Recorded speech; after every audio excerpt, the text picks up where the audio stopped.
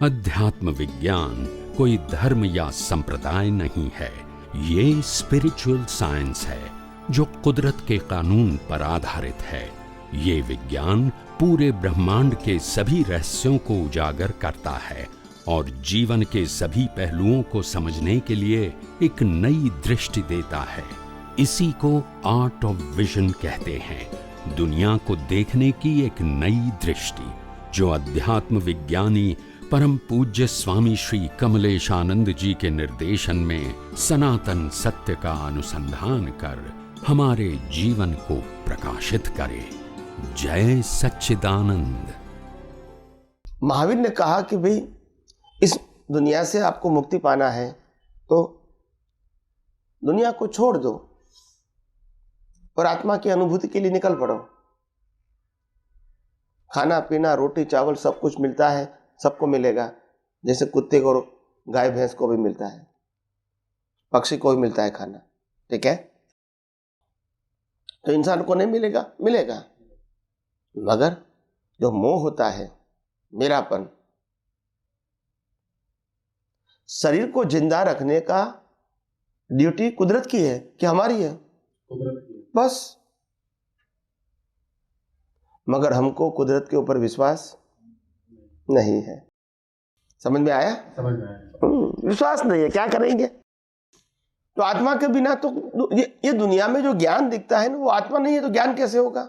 जड़ में तो ज्ञान होता नहीं है, जड़ में ज्ञान नहीं होता है। आत्मा है तभी ज्ञान भी है, अज्ञान भी है और विज्ञान भी है।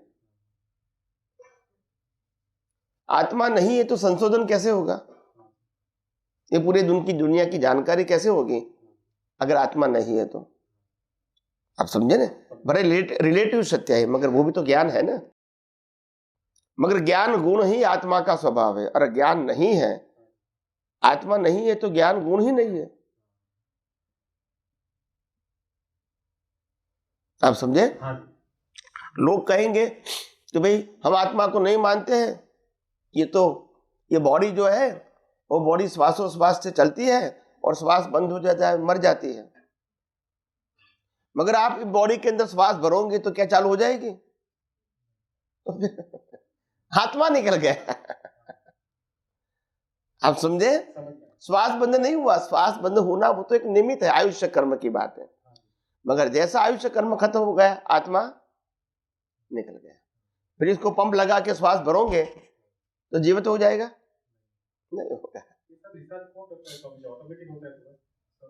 सब ये नेचुरल क्लाउड है, नेचुरल क्लाउड समझते हैं? तो पूरे वर्ल्ड की इंफॉर्मेशन कहाँ होती है? क्लाउड में दिखता है? फिर भी है ना। हाँ, ऐसा वहां भी ऐसा है। ये नेचुरल क्लाउड है जिसमें अब जो लोगों का रिकॉर्ड्स है, और एक अवतार का नहीं, कितने अवतारों का है। आप इसको देख भी सकते हैं इफ यू आर कैपेबल। आपके 2, 5, 10, 25, 50, 100 अवतार, 500 अवतार देख भी सकते हैं। अगर आपके पास क्षमता है तो, मेथड है तो देख सकते हैं। ये मैकेनिज्म है, ये कोई चमत्कार नहीं है। मगर हाँ, आम लोगों को नहीं मालूम होता है तो इसको चमत्कार बोलते हैं, बस, और कुछ नहीं है। तो इसीलिए मैंने कहा कि भारतवर्ष के अंदर सदियों से यह अध्यात्म विज्ञान की परंपरा चलती ही रहती है। महान पुरुष, अनुभवी पुरुष आते हैं चले जाते हैं, आते हैं चले जाते हैं। मगर महान पुरुषों की विशेषता ये होती है कि वो दुनिया के अंदर कुछ देने के लिए आए, कुछ लेने के लिए नहीं आए, और अपने आप को स्थापित करने के लिए नहीं आते हैं। क्या बताया? अपने आप को स्थापित करने के लिए नहीं आते।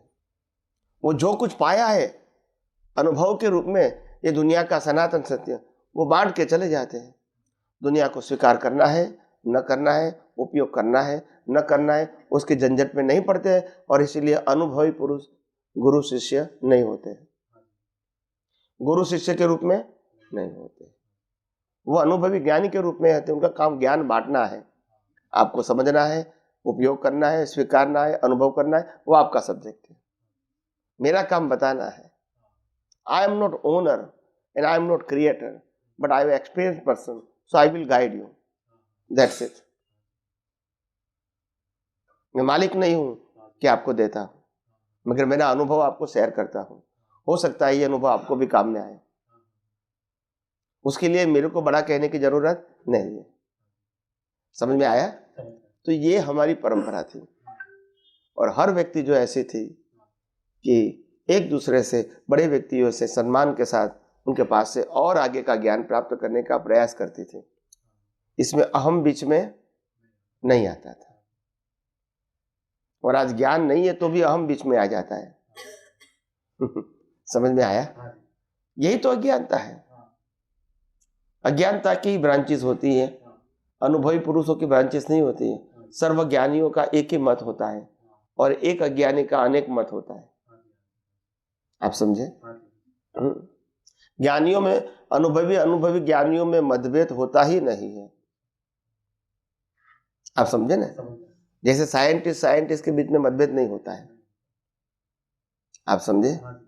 और सभी साइंटिस्टों एक दूसरे साइंटिस्ट को रिस्पेक्ट करते हैं, मगर धर्मगुरु दूसरे धर्म को रिस्पेक्ट नहीं करेगा। यही तो विशेषता है, यही तो कहा कलयुग है। हालांकि ऐसा नहीं था, ऐसा नहीं था। विद्या विनय थी शोभे से। We respect to the all great people, चाहे वो प्रत्यक्ष रूप से है या नहीं है, इसको सम्मान करना चाहिए। यही तो हमने विद्या ने सिखाया। और विद्या के, जिसके पास विद्या है, ज्ञान है, अगर उसके पास विनय धर्म नहीं है तो विद्या टिकती भी नहीं। ये अहम के लिए नहीं होता है, ये अनुभव करके आगे बढ़ना और बांटते रहो, इसके लिए होता है। ये रिजर्व करने के लिए, मालिकी करने के लिए, उनको एनकस करने के लिए कुदरत का ज्ञान नहीं होता है। आप समझे? जो लोग उस प्रकार की प्रक्रिया लेकर आए, इनको एनकेस करने की, उनकी आध्यात्मिक प्रगति नहीं होती है, मगर भौतिक पुण्य से उनका काम हो जाता है, व्यवहार का काम। जैसे तुम मकान बना सकते हो, फैक्ट्री बना सकते हो, आप समझे, हजारों लोगों को नौकरी दे सकते हो, मैन्युफैक्चरिंग कर सकते हो, सब कुछ कर सकते हो। आप समझे ना? ऐसे अगर धार्मिक मार्ग में है तो मंदिर बना सकते हो, संस्था बना सकते हो, शिष्य बना सकते हो, मगर ये कोई आध्यात्मिक प्रगति, ये व्यवहार है, सामाजिक और धार्मिक व्यवहार।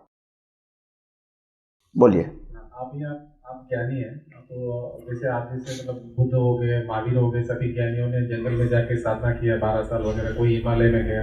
तो आपका भी, आप जब यहाँ पे सबको बांट रहे हैं, सब जो ज्ञान दे रहे हैं सबको, तो आप अभी ये सब कुदरती रचना ही है और एक आत्मा को ही अपने को फाइनली लक्ष्य करना है।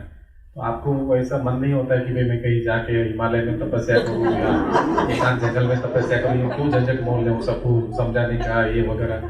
तो आपको ऐसा कभी क्या, मतलब ज्ञानी और अज्ञानी में क्या फर्क है, थोड़ा आप हमको समझाइए। हमारे लिए तो यही हिमालय है। हिमालय में जाऊंगा वो भी हिमालय है, यही हिमालय। हम तो हर संजोगों को स्वीकार करते हैं, यही हमारा कर्मों का फल है। अगर हम चॉइस में चले जाएंगे तो हम ज्ञानी नहीं है।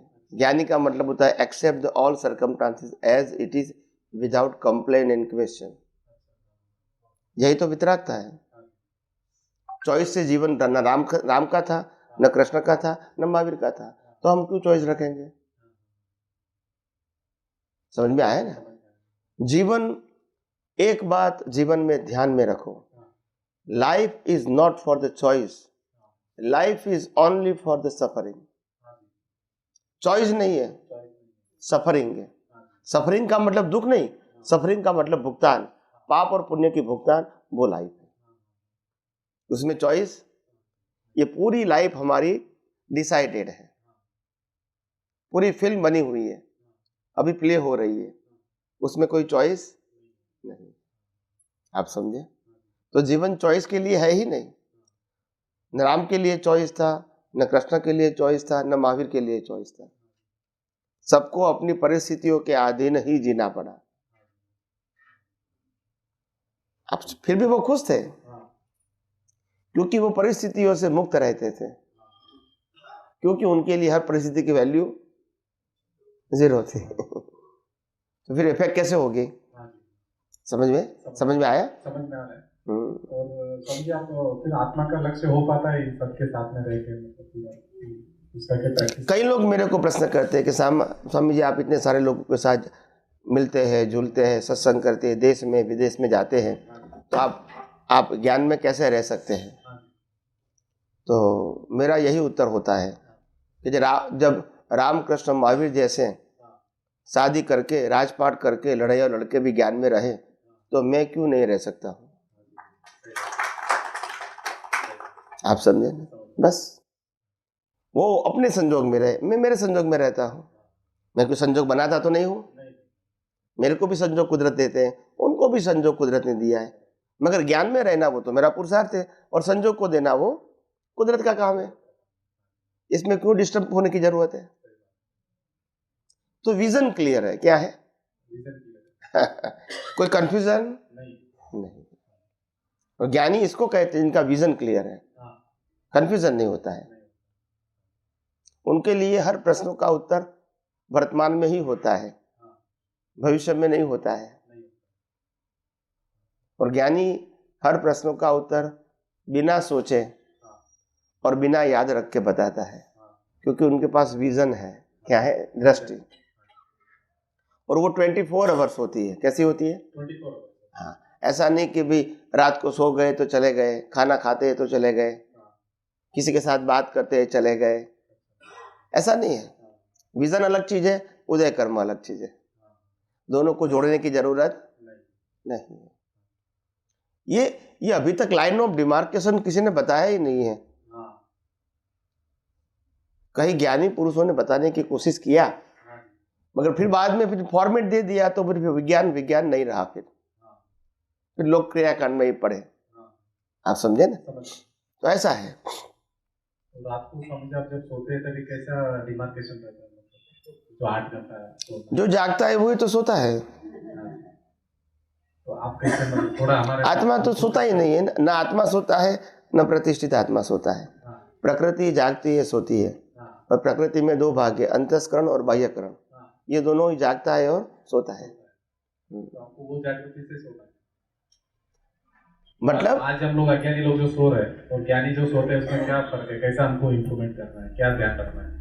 अज्ञानी और ज्ञानी में फर्क ऐसा होता है, अज्ञानी सोता है तो भी मैं चंद्र आलू ऐसा करके सोता है, और ज्ञानी सो जाता है तो भी कहता है मैं शुद्धात्मा हूं, और सोने वाला सोता है। ये दृष्टि सोता है।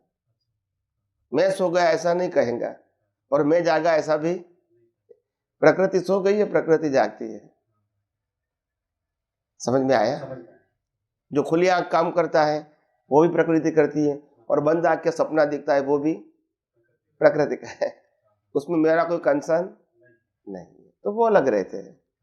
यही जागृति होती है। इसी तरह पूरा दिन खाने में और चलने में वही जागृति के साथ तो वही रहता है। जो न्यूटन का जो लॉ है, थर्ड लॉ, साइंटिस्ट जो न्यूटन था, इसने बोला every action is equal and opposite reaction. इसका आध्यात्मिक विज्ञान में कैसा है? मतलब जो भी हम कार्य करते हैं उसका तुरंत इक्वल परिणाम आता है, वो आध्यात्मिक विज्ञान में कैसे सेट होता है? Cause and effect. अच्छा, सेम जैसा कॉज करोगे ऐसे इफेक्ट आएगी। Equal and opposite reaction. Cause वो पुरुषार्थ है, इफेक्ट पुरुषार्थ नहीं है। नहीं, आम लोगों को बाहर का एक्शन की बात समझते हैं, गलत है। Action and reaction is a internal matter. जब आप अंदर एक्शन लेते हैं तो उनका रिएक्शन कुदरत देती है आपको। आप समझे ना? जैसे किसी को हेल्प किया तो वहां से अच्छा रिस्पॉन्स आता है, किसी को हम लोग गुस्सा किया तो वो तो बाहर में तो आए या न भी आए, मगर कॉज की तो इफेक्ट आएगी ही 100%। वो साइंस है। बाहर के संजोग में तो डिपेंड है। आप समझे ना? एक बच्चे को हमने, जैसे चार लड़के आपके हैं, एक लड़के को हमने 20 लाख दे दिया और दूसरे को 25 लाख दे दिया, तो 20 लाख वाला आपसे नहीं बोलेगा। ऐसी है दुनिया। कोई रास्ते चला जाता है गरीब, उसको 5 रुपया दे दिया तो आपको साफ करेगा। उसको 20 लाख लिया तो भी आपसे नहीं बोलेगा। ऐसी दुनिया है। तो बाहर की बात तो नहीं करने की, कॉज का इफेक्ट आया वो साइंस है। बाहर के जीवन में जो दिखता है उसमें कोई कैलकुलेशन नहीं है, क्योंकि वो पिछले अवतार के कॉज के इफेक्ट है। अगर आज कैलकुलेशन करने जाओगे तो सेट नहीं होगा।